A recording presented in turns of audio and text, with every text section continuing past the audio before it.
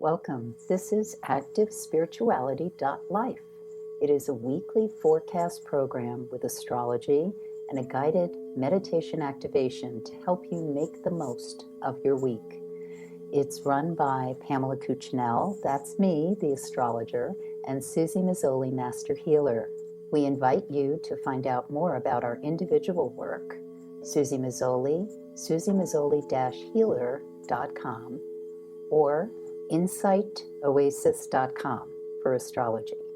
You can also find both of us at activespirituality.life, and we look forward to your joining us every week. Please share with your friends.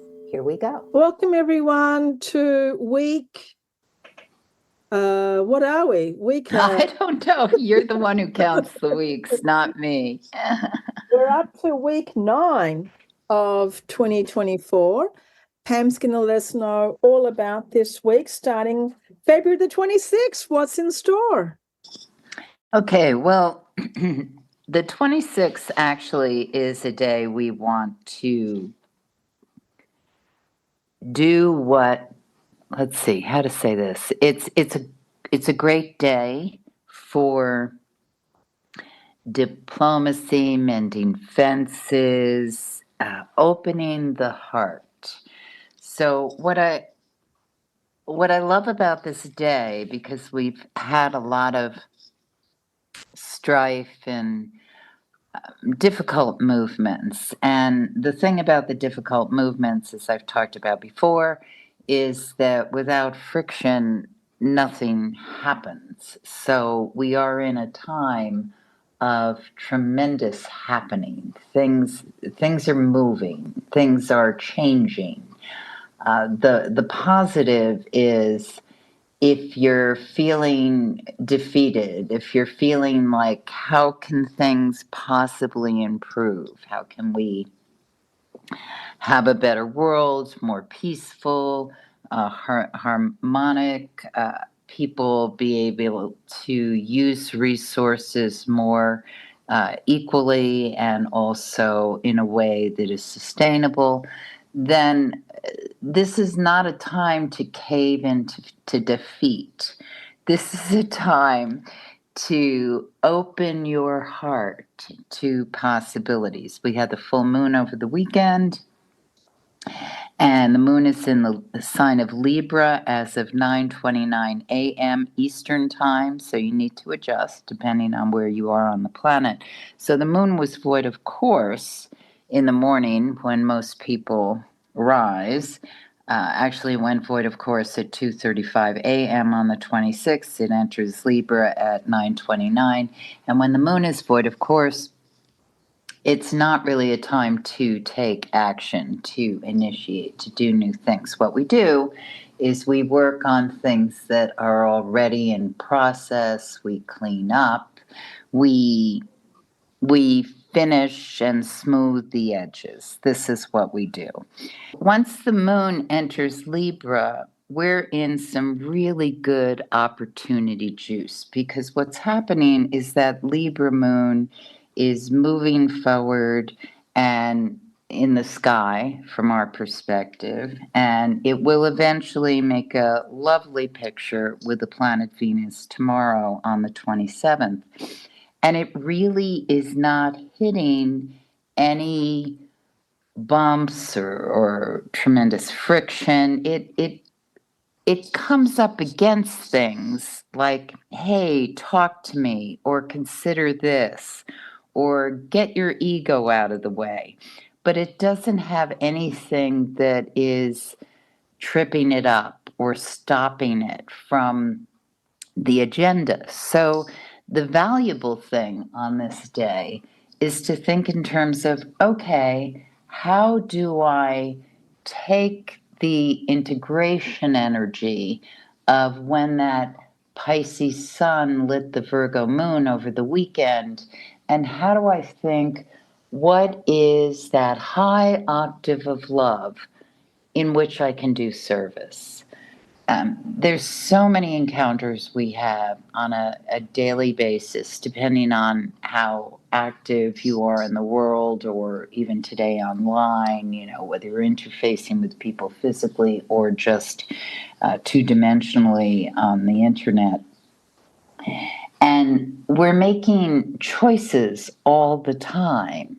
How am I going to respond? Does this make me angry? Am I frustrated? Does this make me feel defeated, stuck, dismal? Do I want to throttle somebody?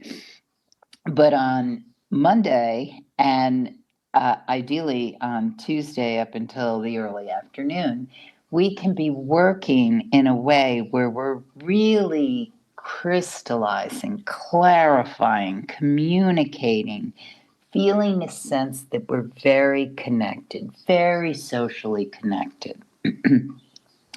And so these are great times for us to open the heart and receive and give.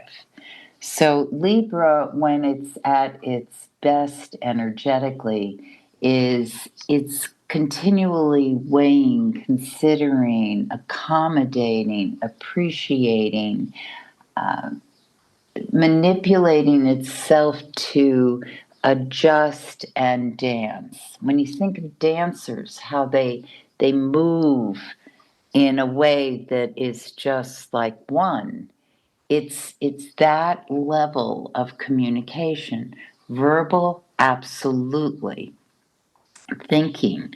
So, okay, maybe you're not talking to anyone doing anything, but your brain is working. Your emotional intelligence is working. Your intuitive intelligence is working. So it's so important for us on these days to send out positive vibrations, to feel a sense of triumph in spite of what seems to be destruction. When negativity and things are falling apart is happening, it's also an opportunity for new growth. So Monday, Tuesday morning, fabulous energetic times. People with a lot of air and fire may feel more in the zone of it. It depends on your horoscope. Certainly, if you know where Libra resides in your natal horoscope, this is going to help you understand the area of life that you can really work that muscle of positive communication. So on the 27th, the moon goes void, of course, at 1:22 p.m., and it's void basically the rest of the afternoon into mid-evening. It doesn't, oh wow, yeah, this is my highlight. I'm sorry. I just did a little scribble on my calendar like, wow, look at this. Okay. So this moon in Libra is void, of course, until the moon enters Scorpio at 10:09 p.m. on the next day, on the 28th. So here's the way to set up this week. So as I said, energetically, Monday, Tuesday morning, you're putting things in place, you're reaching out the olive branch, you're doing what is necessary. And here's another piece that just flew into my head based on a conversation I had this morning. A friend was saying her body is breaking down. She very energetic person. It seems like everything's falling apart, and there's this great sense of defeat. And I think as people age or as we encounter a health issue, the one thing to move through is that sense of, okay, the physical body is no longer operating in the way it used to. So, do I take my energy and be mad at my body and mourning what I can no longer do? Well, yes, we have to do that to an extent until we move through energetically the recognition that this is what I have to work with. So, how do I appreciate and move with it? And so that is also a metaphor for so many things. What do I have to work with even though I am angry or mournful that I used to have something else. And how do I work with what I have? So that's the peace, the brokering, the understanding, the communication that can come through on Monday into Tuesday morning. And then when we're in this long void period with that Libra moon, it's okay. How do I accommodate, adjust, put these things into place? Because this is not a time of initiation. The initiation was Monday, Tuesday morning. Now I'm in this space that's, what do I do with what I've learned or reached out or integrated over those opening days? And so this can be a highly productive time of putting things in place, resolution. For some of us, it may just be a long meditation. I'm just going to chill, get off all the electronics, be in the woods, gaze at water, clean up my home, put things in place, and just be peaceful. The other thing about Wednesday to note is that there's a picture in the sky between Mercury and Saturn in the morning, very, very strong energetically, and the Sun Mercury as well. So, what I'm feeling from this is, oh gosh, it's like Monday, Tuesday morning can be very inspired for especially writers, creators, people who are working on some sort of message. And then we go through the Tuesday afternoon, Wednesday, where we're editing, honing, really connecting the dots. And that's very, very powerful. So however you want to use it, use it. The moon, when it enters Scorpio at 10:09 p.m. on Wednesday evening, oh my gosh, this is so rich and fecund. And those who listen regularly probably remember that I've been the past few weeks I've been going on about, strife, adjustments, blah blah blah. And that will come up before I'm done with this particular forecast. But the opening week in this waning moon cycle is so much about, what have I learned? How do I really settle into it and appreciate and keep in the groove of it as I'm finishing up or polishing the energy or really feeling as though I'm getting to the heart of it. And so this Scorpio moon gives us a tremendous depth to, especially that evening, Wednesday evening. It may, for many people, especially in the Eastern time zone, just because of where the moon is at this point in time, it can be in the dreamscape. It's this what comes through, and whether you remember your dreams or not. And some of us may have a nightmare or something unsettled that wakes us up. It's something is coming to the surface. And the richness about when we're in this time that feels like, what's going on? Well, it's and yeah, this is another piece. The Gen Zs grew up, there was a lot of writing and JV literature of all this dystopian universe. And so it's a sense of, they're either warriors for the cause or they're like, let's hole up and figure out, how to shore up our resources and hunker down. And then the kids they're deeming the alpha generation now, which is Pluto and Capricorn. The literature and the things they're going to be exposed to that's coming up, I have a sense it's going to be more about building, creating, designing. What do you do with what you've got left, and this kind of new world energy that will be coming through.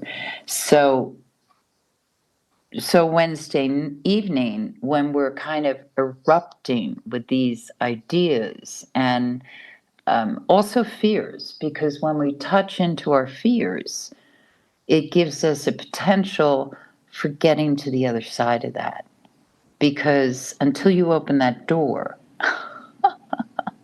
until you dive into that pool, until you make that phone call, do whatever it is that's so absolutely terrifying, you don't know really what the next step is. So 29, February 29th, leap year, every 4 years, moon in Scorpio, energetically, because 29 is an 11, and so it is master number energy. It's saying, okay, are you ready to be the expert, the leader, the architect of the new tomorrow?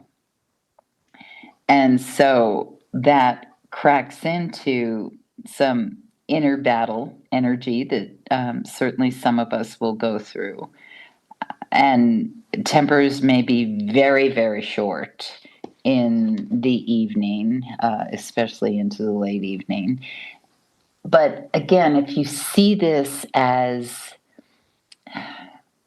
if you see, what I see with the Scorpio moon as it's moving Thursday into Friday is it's a burrowing, it's a moving into, it's a going deeper, it's an exploration.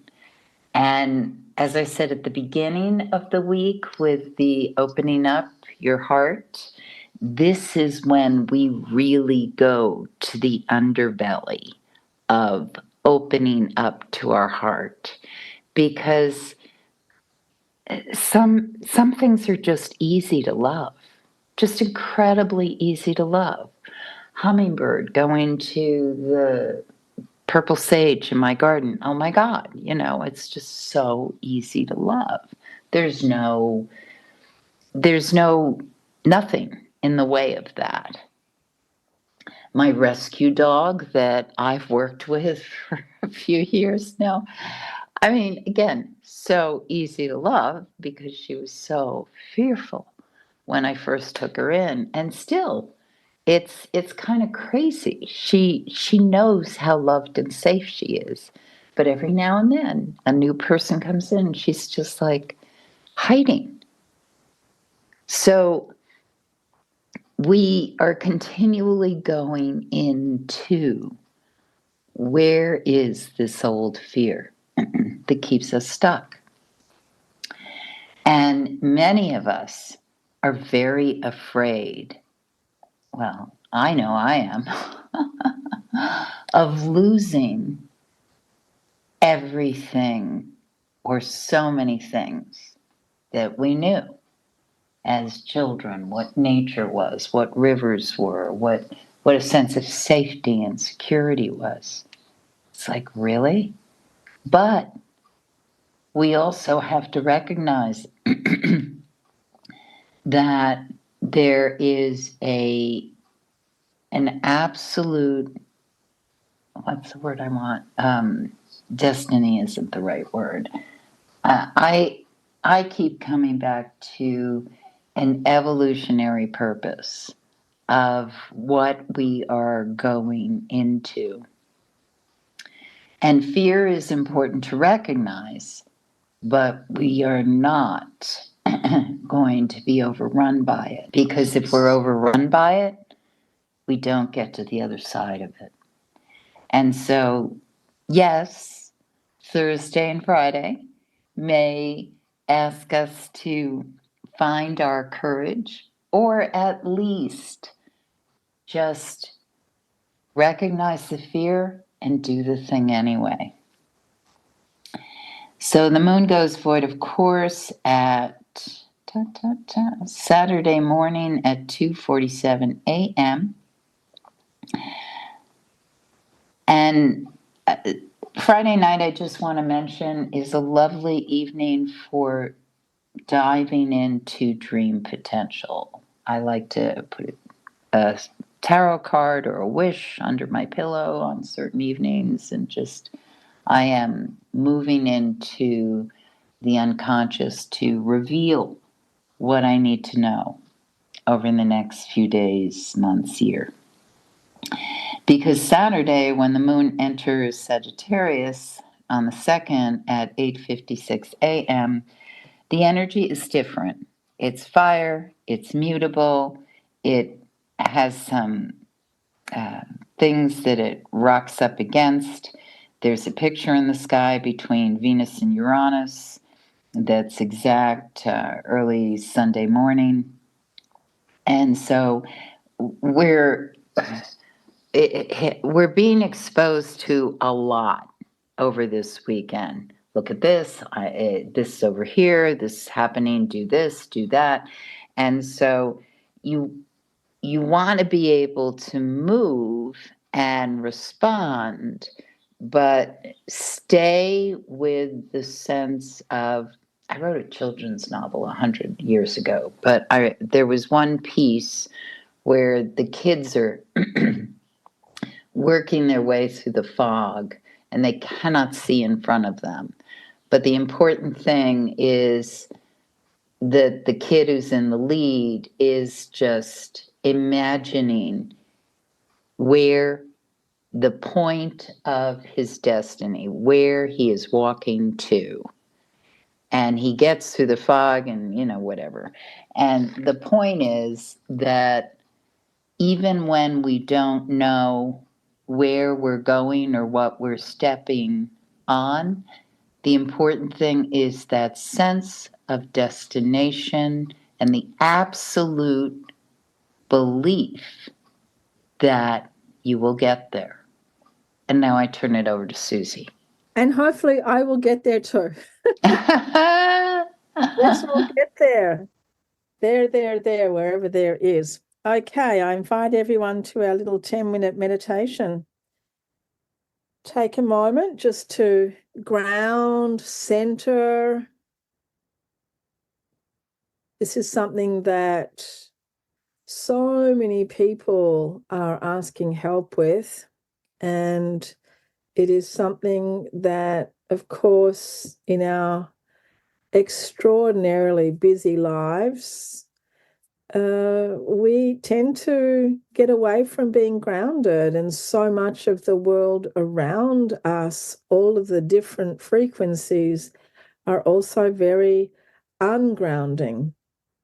All of the Wi-Fi, like everywhere you go now, there are EMF radiation fields because there's so many things that are on Wi-Fi. And that has a very ungrounding effect on the body. It does affect our health, absolutely. And it makes us also feel, in a way, kind of jittery or a little bit like on edge. So let's really make an effort all of the time to find our grounding, to find our center, to create as much as we can on a daily basis this experience of centered, grounded, connected to earth. And if that means that you switch off your Wi-Fi, your routers at night, that's a very good idea. To not have all of the Wi-Fi appliances around you all of the time. Certainly not having your phone on you all of the time on your body. So really become cognizant of what's going on with all of these frequencies. And now let's bring ourselves into this very grounded state. Grounded so that we can make good decisions, valid decisions, strong decisions about what we do, about what we choose, about how we choose to spend our time, about what words we like to use, what words come tumbling out of our mouths. We can become more grounded, and as we do that, we find also that our thoughts become more grounded and more compassionate. One really great way to ground is to think of your body now as a living electric being, that it has polarities, that it has frequencies, and visualize now that the foundation of your being, your spine, your skeleton, your bones, is all lining up now in the correct frequency, in the correct polarity, as it connects deep into the earth. So you can visualize like how sometimes you see those iron filings when they're placed with the magnet and they all suddenly line up. Just visualize yourself lining up to the magnet of Mother Earth. And you can visualize that deep, deep inside at the core of Mother Earth is a giant iron crystal. And your body now is literally lining up energetically with the center of the earth. And you can visualize, if this is helpful for you, a beautiful silver cord that reaches down from the base of your spine, from the coccyx bone, and it reaches down and goes all the way into Mother Earth. It's like you're plugged in with your electrical cord. You're plugged in to the mother. And when we plug in, when we connect to the earth, energetically we receive all of the frequencies that help us live a healthy life.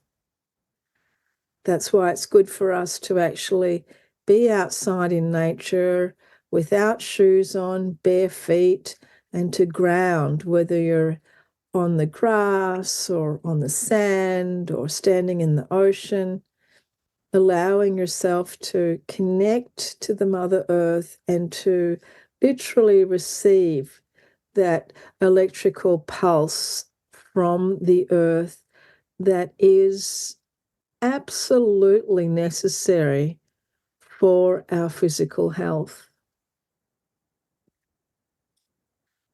And as you're visualizing now the energy coming up from the silver cord into your body, just visualize everything lining up, everything that's been scattered, maybe fragmented. Visualize within your body the correct polarity.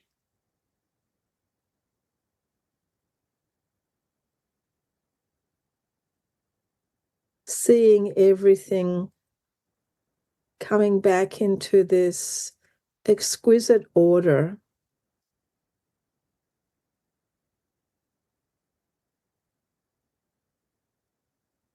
And we can feel that now. We can feel it in our bone structure, and then that's creating a frequency for all of the cells in our body.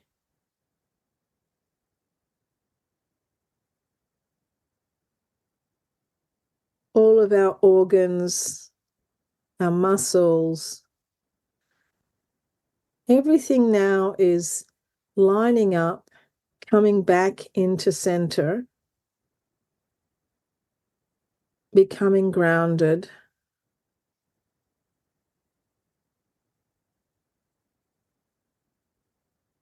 And as we do this, the detox pathways open up, allowing for our body to function correctly and detox correctly.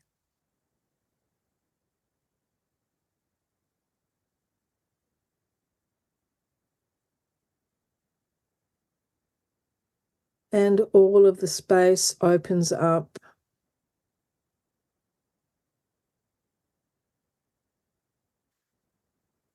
And we also receive from this energy from Mother Earth wisdom that we need as well. The earth that has been here for billions of years shares with us her nature, her wisdom,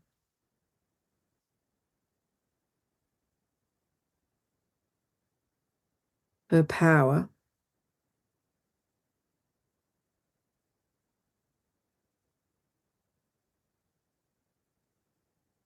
And we continue to feel this energy moving through our bodies,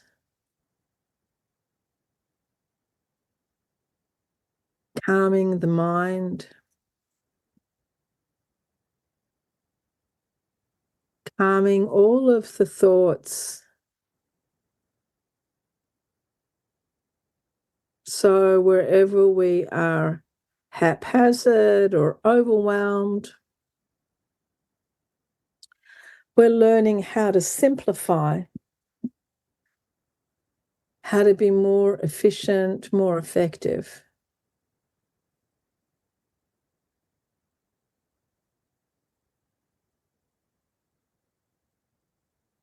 The thoughts calming down,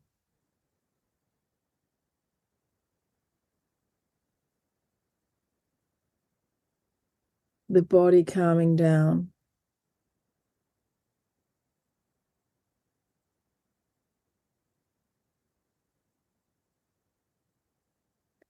And everything realigning with this deep source energy of being a human being, of being a person, of being a part of nature, of being part of this intricate web of life.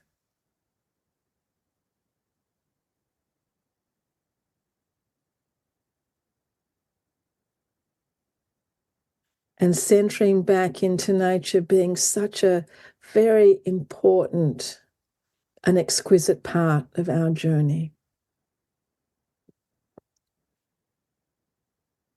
As we take a few deeper breaths, feeling that groundedness, and as we're ready, gently opening our eyes and being present here and now. Thank you, everyone, for joining us. Thank you so much, Pam, and see you all next week, and love now. You have been listening to Suzy Meszoly and Pamela Cucinell of activespirituality.life. If you've enjoyed this program, consider a donation. You can find the link for that, activespirituality.life. Regardless, we look forward to having you join us again for next week's podcast. Please share and have a great week.